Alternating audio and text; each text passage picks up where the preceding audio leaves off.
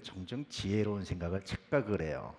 꾀가 많으면 지혜로운 생각, 혹은 아이디어가 많으면 지혜로운 생각, 혹은 남들이 생각하지 못하는 걸 생각하면 지혜로운 생각이라고 착각을 해요.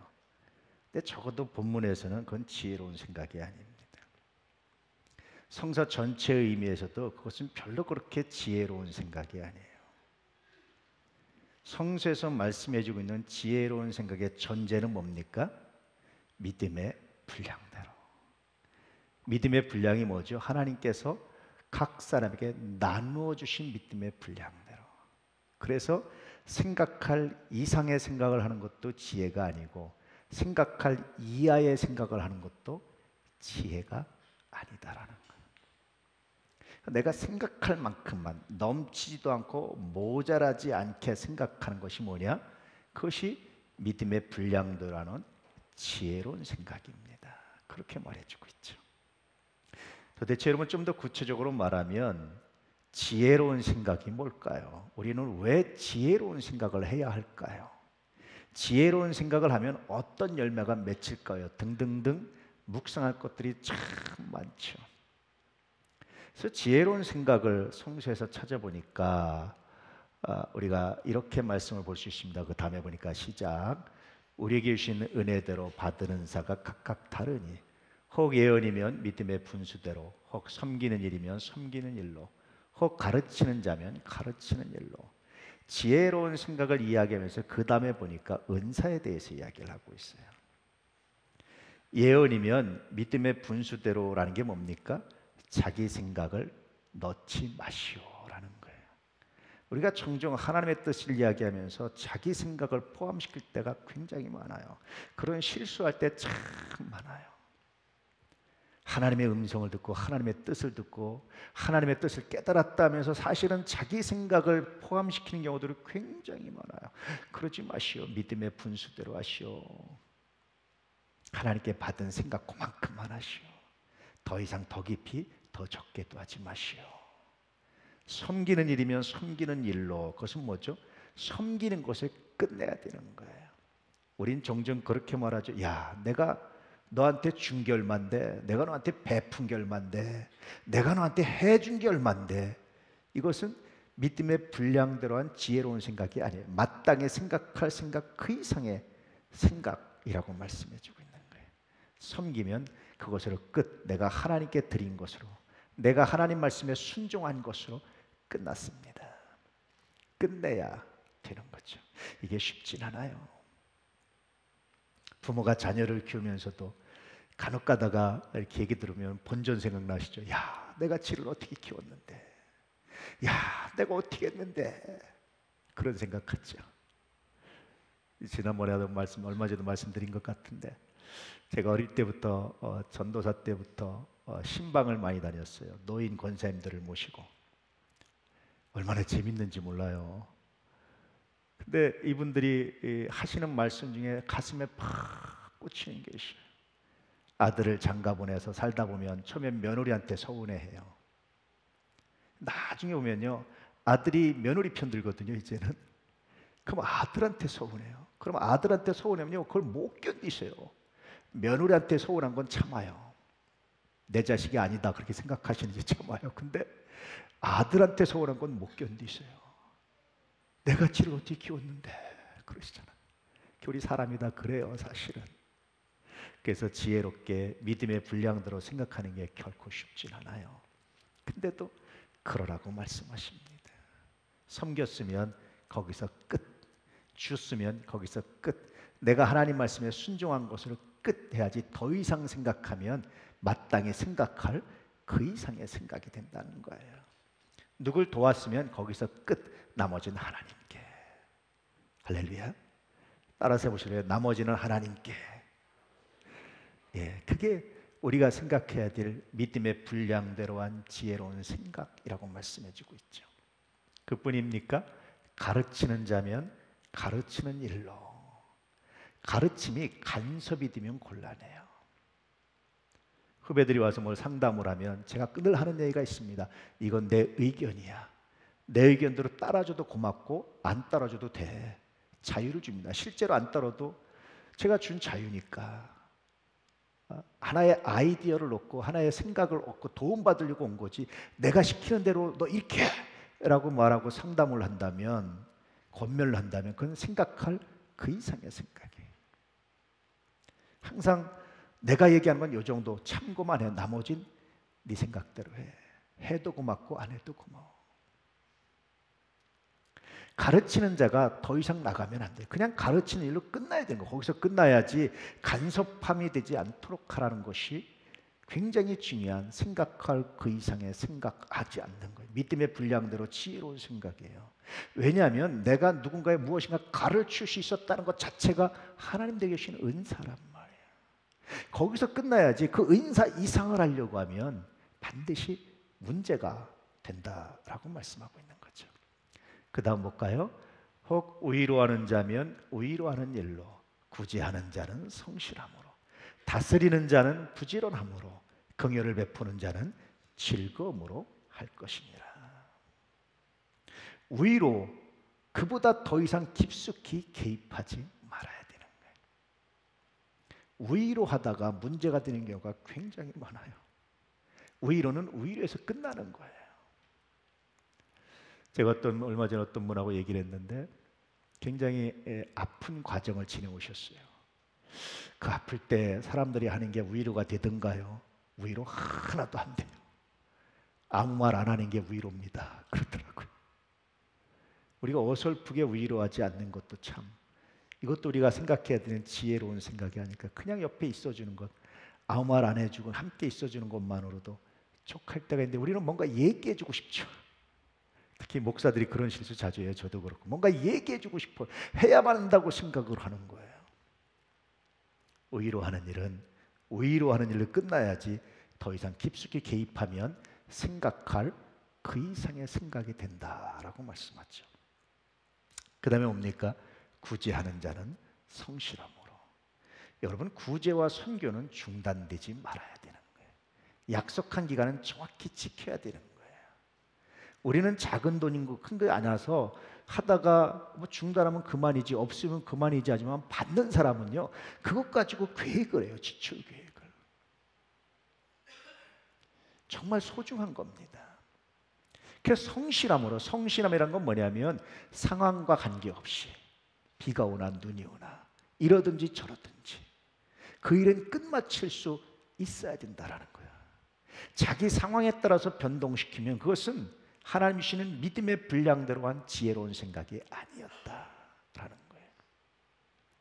늘 이런 것들을 생각해야 된다는 겁니다. 뿐만 아니라 다스리는 자는 부지런함으로. 다스리는 리더가 게으르면 어떻게 되겠어요? 다 망하게 돼 있어요. 리더는 항상 부지런함으로. 여러분, 어떤 자리든지 리더는 부지런하셔야 됩니다. 리더가 잠자고 리더가 게으르면 다 망하게 돼 있어요. 다 망합니다. 유명한 얘기 아시죠? 나폴레옹이 전쟁에서 진 이유가 뭡니까? 그날하루 자기가 몸이 아파서 자기 부관한테 대신 하라고 시켰는데 잘못 뛴 전략 가지고 졌잖아요. 리더는요 부지런하셔야 돼요. 그래야지 리더가 게으르면서 알아서 하겠지라고 말하는 것은 하나님이 주시는 믿음의 분량도라는 것이 아니다라는 거예요. 그렇죠?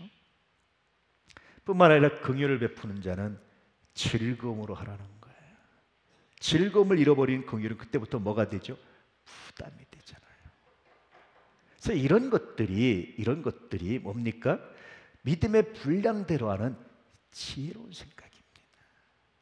이 이상을 하지 마십시오. 이 이하도 하지 마십시오. 딱 그만큼 하는 것이 믿음의 분량대로 하는 지혜로운 생각의 결과입니다. 모자라거나 넘치지 않게 자신이 받은 은사에 집중하시오 라고 말씀해 주고 있는 거예요. 다른 사람에 따라서, 그 사람의 반응에 따라서 흔들리지 말고 내가 걸어가야 될 길을 내가 약속한 것을 믿음으로 하십시오. 그것이 바로 믿음의 분량대로 하는 지혜로운 생각입니다 라고 말씀해 주고 있죠.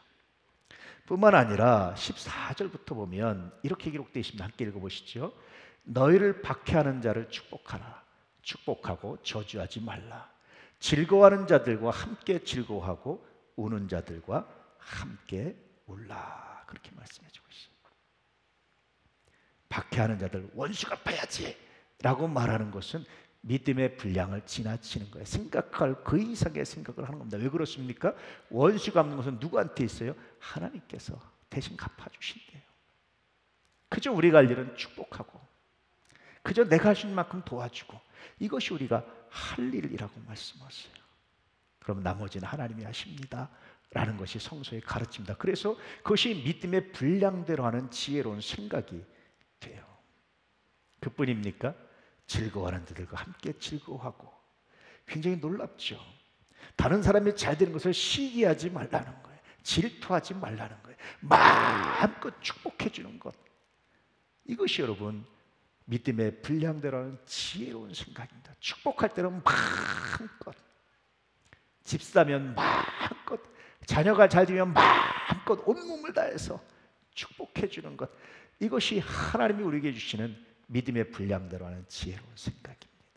시기나 질투가 틈타지 못하게 하십시오 라는 의미가 담겨있죠. 그뿐입니까? 우는 자들과 함께 울어주라. 어설픈 충고하지 말라는 거예요. 괜히 어설픈 충고하면서 울음그치게 하지 말고 그냥 울어주라는 거예요. 저도 보면 우리 아이들이 어릴 때 울면 뚝 하고 이렇게 울음을 억지로 그치게 하려고 했던 것 같아요. 보면 그게 참 후회스러운 거죠. 그냥 울게 놔둘 걸. 옆에서 그냥 같이 이렇게 아파해 주면 참 좋았을 걸. 근데 왜 뚝 하고 못 울게 했죠? 울게 한 당사자가 저니까.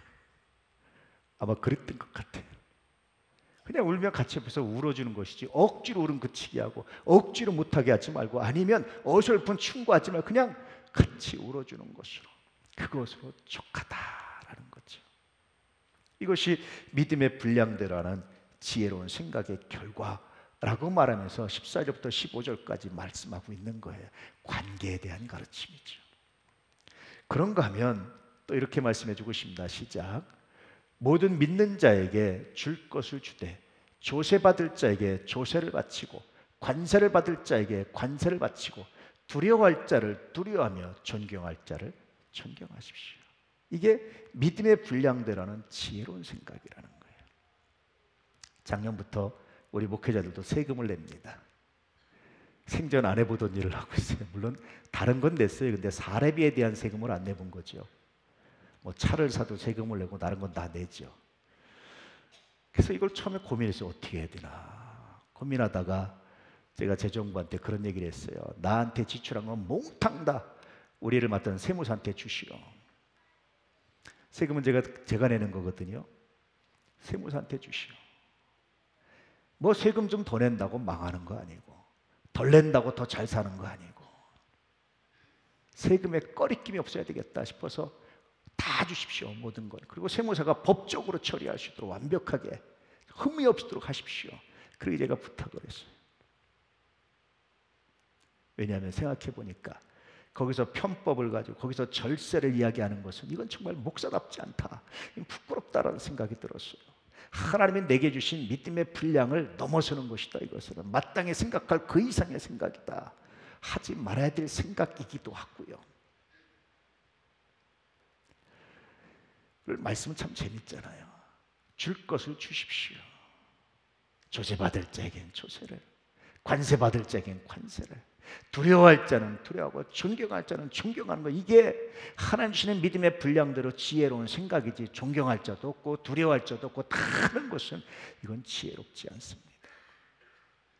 요즘에 사람들이 존경할 사람이 없다고 그래요. 성서의 관점에서 보면 믿음의 분량대로 지혜로운 생각을 하지 못한 결과인 거지. 이럴 때마다 늘 가슴에 와닿는 건 뭐예요? 악한 지도자죠. 그럼 하나님 악한 지도자도 존경해야 됩니까? 그건 좀 달라요. 나중에 기회가 되면 다시 한번 설교를 하겠지만, 어쨌든 늘 이런 고민을 하면서 하나님이 우리에게 주시는 믿음의 분량대로 한 지혜로운 생각이 무엇인가를 생각해 봐야 되는 거죠. 이것은 일종의 사회적 관계에 대해서 말하고 있는 거죠. 그런가 하면 14장은 이렇게 말씀합니다. 믿음이 연약한 자를 너희가 받되 그의 의견을 비판하지 마십시오. 이건 교회 공동체 내에서의 관계예요. 믿음이 연약하기 때문에 뭐합니까? 의견이 어리석다는 거예요. 어리석은 의견을 말하는 것은 이유가 다른 게 아니라 믿음이 연약해서, 그밖에 못 믿어서, 그밖에 이해가 안 돼서, 그거밖에 생각을 못해서 자꾸 이야기한다는 거예요. 우리는 착각을 해요. 내가 뭔가 얘기하면 내가 지혜로서 똑똑해서라고 말하는데, 성서는 뭐라고 말하냐면 믿음이 연약해서 그렇대요. 그 연약한 거 억지로 설득한다고 되지 않는다는 거예요. 그런 때는 그 의견을 그냥 받아주십시오. 배척하지 마세요. 왜냐하면 믿음이 연약하기 때문에 믿음이 성장할 때까지 기다리는 것, 이것이 믿음의 분량대라는 지혜로운 생각이라고 말씀해주고 있죠. 아이들이 뭘 얘기하면 때때로 어리석은 생각이지만 받아줄 때가 있잖아요. 왜 그렇습니까? 그 말이 옳아서가 아니라 성장할 때를 기다리는 마음이잖아요. 신앙도 유사하다라는 거예요. 이러면서 성경 전체가 믿음의 분량대로는 지혜로운 생각이 뭔지를 로마서에서 계속해서 말씀해 주는데, 요약해 드리면 첫 번째는 자기 역할에 집중하는 거예요. 다른 사람이 어떻게 하고 안 하고는 두 번째 문제. 첫째, 내가 할 일이 뭔지, 내가 하는 길이 뭔지, 하나님이 나에게 명령하신 것이 뭔지를 먼저 생각하는 것이 믿음의 분량대로라는 지혜로운 생각입니다. 그래서 은사를 찾으라는 거예요. 두 번째는 법을 지키라는 겁니다. 국법도 지키십시오. 소소한 법도 지킬 수 있도록 노력하십시오. 그렇게 말씀해 주고 있는 거예요. 심지어는 권세들한테 순종하십시오. 하나님이 세우셨습니다. 이 말씀을 묵상하다가 대통령들을 위해서 여야를 초월해서 누가 대통령이 되든지 진보와 보수를 초월해서 기도하고 축복하는 그런 이제 습관이 생겼어요. 하나님, 저분이 잘하게 해주십시오. 잘해야 우리나라가 잘 됩니다. 우리 교인들이 평안합니다. 개인적으로 이렇게 지지하고 지지 안 할 수 있지만 그걸 초월해서 기도해 주는 건, 왜냐하면 하나님이 그를 통해서 새로운 역사를, 이 나라를 바르게 끌어가길 원하십니다. 이 기도 때문에 그렇습니다. 세 번째는요, 믿음이 연약한 자의 의견을, 어리석은 의견을 물리치지 말래요. 이거밖에 생각 못해? 이렇게밖에 못해? 라고 말하지 말고 그의 믿음이 성장할 때까지 기다리고 받아주면, 그의 믿음이 성장해 해결될 문제지 설득한다고 해결될 문제가 아니다라는 거예요. 내가 믿는 것을 모든 사람이 믿을 수 있는 건 아닙니다. 내가 아는 것을 모든 사람이 다 아는 게 아니에요. 내가 이해하는 것을 모든 사람이 다 이해하는 게 아닙니다. 그건 설득으로 되는 것이 아니라 그건 기다림으로. 이것이 믿음의 분량대라는 지혜로운 생각이라고 말씀해주고 있어요. 기다림에 실패하는 경우들을 참 많이 경험하게 됐죠. 그래서 믿음의 분량대로 지혜로운 생각을 하려면 가장 중요한 게 뭡니까? 내 믿음의 분량이 무엇인지를 알아야 된다는 거죠. 다른 말로 하면 내게 주신 은사가 무엇인지를 발견해야 되는 거예요. 어떤 문제가 생겼을 때 내게 주신 은사가 무엇인지를 발견해야 되는 거예요. 그가 잘하고 그가 못하고가 중요한 게 아니라 내가 잘하는지, 내가 뭘 하는지, 내가 무엇을 해야 되는지를 먼저 묵상하라는 것이 성서의 가르침입니다. 왜 그래요? 하나님을 믿기 때문에. 그를 치료하시고 그의 생각을 바꾸실 분은 하나님이지 내가 아닙니다.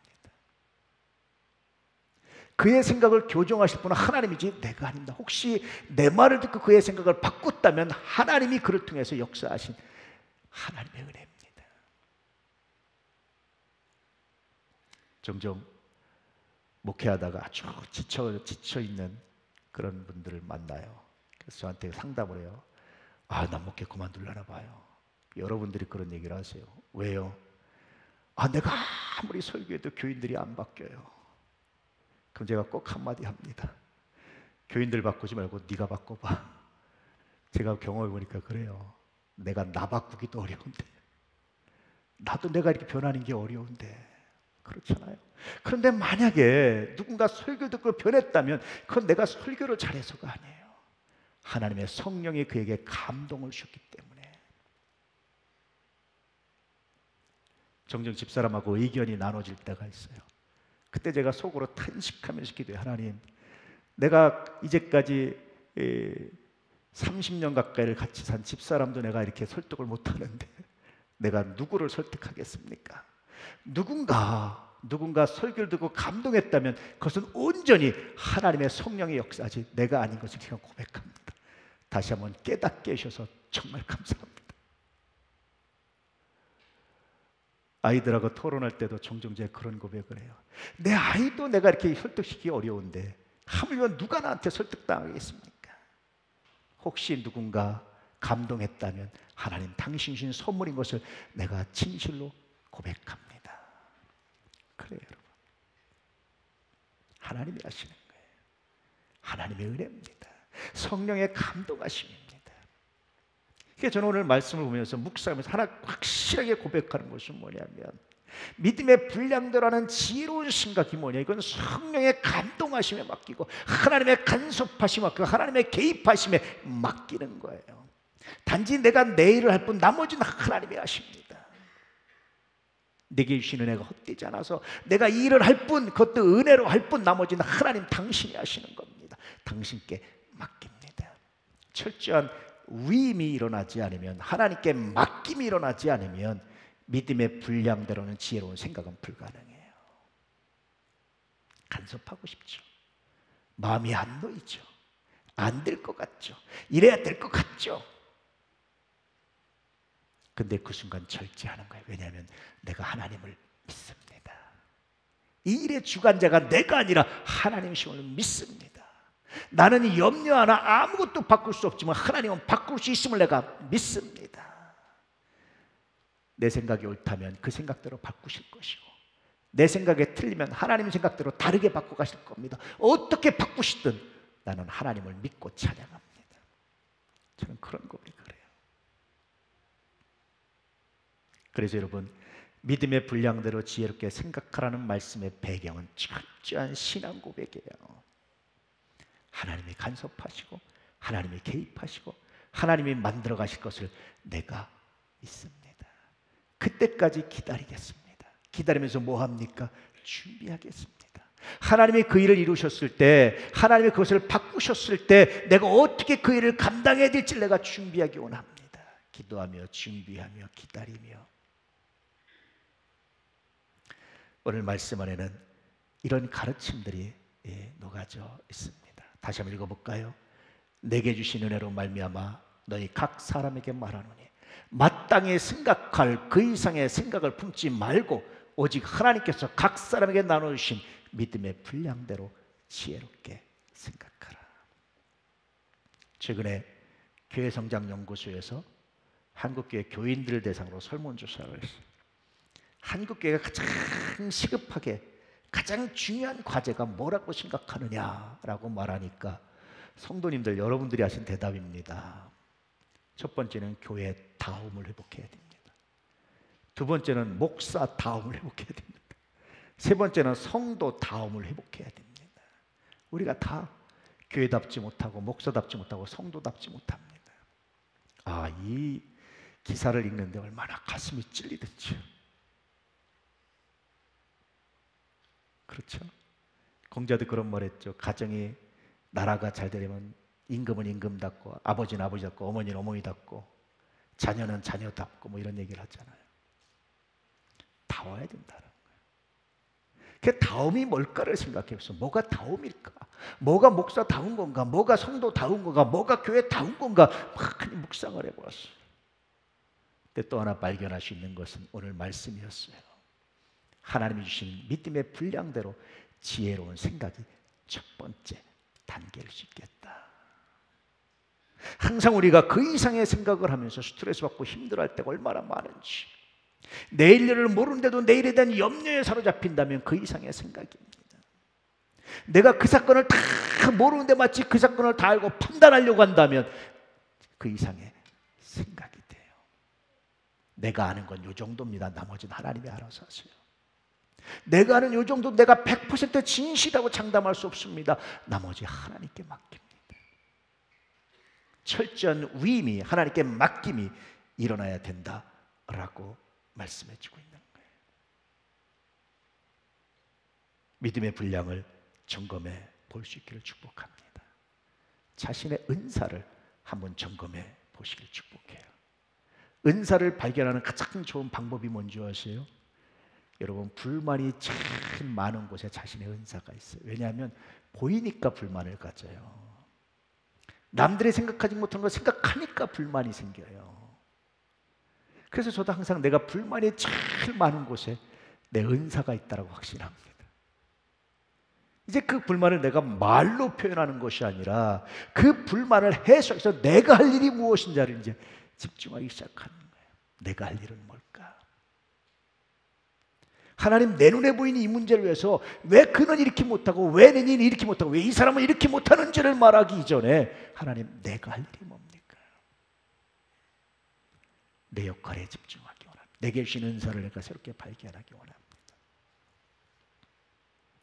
그런 묵상을 하면 참 내 역할이 미미해요. 별로 바뀔 것 같지 않아요. 별로 다르질 것 같지 않아요. 그런데요, 참 놀라운 열매가 뭔지 아십니까? 그냥 아무 생각 없이 그냥 내 작은 일에, 표시 안 나는 일에, 누가 한다고 알아주지도 않는 일에 그냥 순종해서 했는데 하나님께서 바꿔가신 걸 경험할 때가 있었어요. 하나님이 하시는구나. 그래서 누군가에게, 저에게 당신이 살아가는 삶의 핵심 단어가 뭐요라고 말하면 나는 은혜라고 말해요. 이게 은혜구나. 이게 은혜구나. 하나님의 은혜구나. 정말 은혜 아니면 내가 살 수 없구나. 나의 나된 것은 하나님의 은혜라는 바울의 고백은 정말 저의 고백입니다. 하나님의 은혜 아니면 살아갈 수 없어요.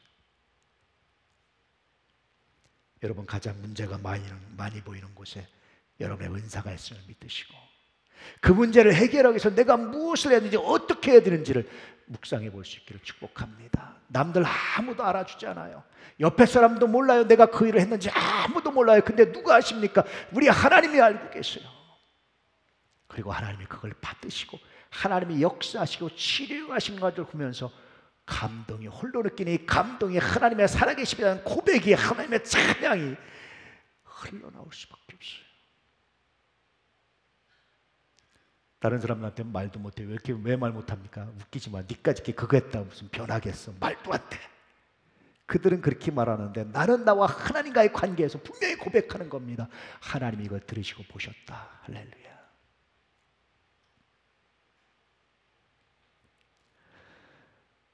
사랑하는 우리 도난가족 여러분, 오늘 말씀을 묵상하면서 믿음의 분량대로 지혜롭게 생각하는 거룩한 훈련이, 은혜가 있기를 우리에게 축복합니다. 혹 마땅히 생각할 그 이상의 생각을 했다면 회개함으로 돌이키는 은혜가 있기를, 혹 마땅히 생각할 그 생각을 하면서 우리가 헌신했다면 나머지 결과를 하나님께 맡기고 그 결과를 이루가실 하나님께 기대하며 기다릴 수 있기를 축복합니다. 명절이 다가왔지요. 왜 너는 이거밖에 안 해? 왜 너는 이렇게 해? 나는 이만큼 해도 너는 왜 이거밖에 안 해? 여러분, 중단할 수 있기를 축복합니다. 그저 내가 내 할 일에 집중하고 나머지는 하나님께 맡깁니다. 이런 지혜로운 생각으로 가정 화평을 만들어 가시고 삶의 화평을 만들어 가시고 뿐만 아니라 다음을 회복하는 거룩한 역사가 있기를 축복합니다. 할렐루야. 오늘 말씀을 기억하며 잠깐 묵상해 보시기를 축복합니다.